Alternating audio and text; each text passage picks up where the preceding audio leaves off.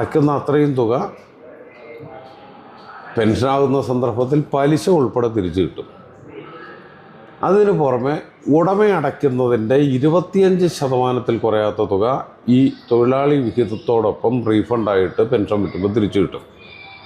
അപ്പോൾ ഉടമ വിഹിതത്തിൻ്റെ ഒരു ഭാഗമാണ് നമ്മൾ കോർപ്പസ് ഫണ്ടായിട്ട് വയ്ക്കുന്നത്.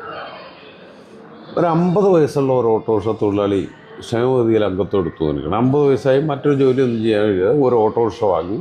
ഓട്ടോറിക്ഷ വാങ്ങിയപ്പോൾ ക്ഷേമനിധിയിൽ വാഹനം നിർബന്ധമാണ്, കൂടെ തൊഴിലാളി, രണ്ടും ഒരാളാണ്.